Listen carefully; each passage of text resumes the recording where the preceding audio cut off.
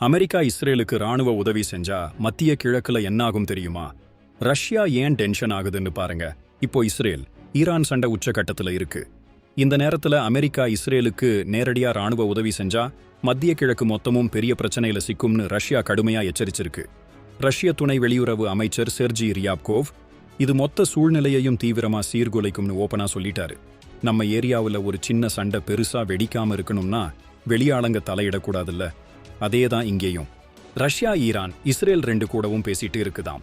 ரஷ்ய அதிபர் புதின் ஐக்கிய அரபு நாடுகளின் அதிபர் ஷேக் முகமது பின் சயீத் அல் நஹ்யான் ரெண்டு பேரும் போன்ல பேசி இந்த மோதலை உடனே நிறுத்தணும்னு ஒப்புக்கிட்டாங்க.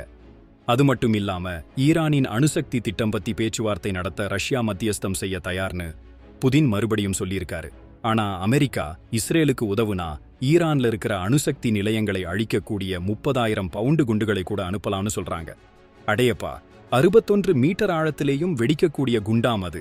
இது நம்ம ஏரியாவுல பஞ்சாயத்து பண்ணாம வெளிநாட்டு ஆளுங்க வந்து இன்னும் பெரிய பிரச்சனையை உருவாக்குற மாதிரி இருக்கு.